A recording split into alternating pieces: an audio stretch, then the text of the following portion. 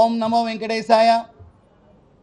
పరమ పవిత్రమైన తిరుమల శ్రీవారి ప్రసాదంలో లడ్డు కల్తీ విషయాన్ని గత కొన్ని రోజులుగా వాద ప్రతివాదనలు వింటున్నాం. కొన్ని నెలల క్రితం ఒక విస్ఫోటం, హిందూ సమాజంలో ఒక విస్ఫోటం, శ్రీవారి లడ్డూలో కల్తీ జరిగిందని చెప్పేసి సుప్రీంకోర్టు వారు ఒక సిట్ని ఏర్పాటు చేయటం, కొంతమంది సభ్యులుగా దాంట్లో ఉంచడం, తర్వాత ప్రాథమిక నివేదిక అంటూ వారు ఇచ్చారు.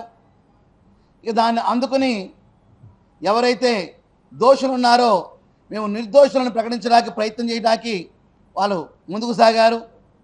ఈ విషయాన్ని పరిగణలోకి తీసుకున్న పూజ మఠపీఠ ఆశ్రమవతులు సుమారుగా 150 మంది ఇక్కడ ఆశీనులై ఉన్నాం. మేమందరం యొక్క నిర్ణయం ఒకటే, ఖచ్చితంగా ఈ కల్తీ లడ్డు ఎవరు చేశారో వారిని కఠినంగా శిక్షించాలని, వారి శిక్ష పడే వరకు కూడా మేము దీని ఒక ఉద్యమంలాగా చైతన్యవంతంగా ప్రజల్లోకి తీసుకువెళ్తామని చెప్పేసి మీడియా మాధ్యమం ద్వారా తెలియపరుస్తున్నాం.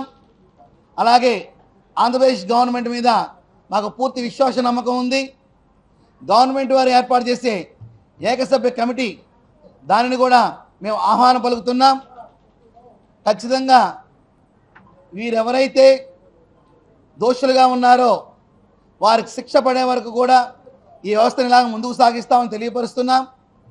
శ్రీవారి లడ్డు కల్తీ వ్యవహారంలో అక్కడ జరిగిన అపశృతులకి ప్రాయశ్చిత్తం కలిగే విధంగా మేము తొందరలోనే ఒక డేట్ ప్రకటిస్తాం. ప్రపంచవ్యాప్తమైన హిందువులు, అందున భారతదేశంలోనూ తెలుగు రాష్ట్రాల్లో ఉన్న హిందువులు మరియు హిందూ సమాజంలో ఉన్న తెలుగు వాళ్ళు అందరం కూడా కలిసి ఒక రోజున ఒక ప్రాయశ్చిత్త కార్యక్రమాన్ని మేము తీసుకుందాం అనుకుంటున్నాం. దాన్ని తొందరలోనే మనం ప్రకటిస్తాం.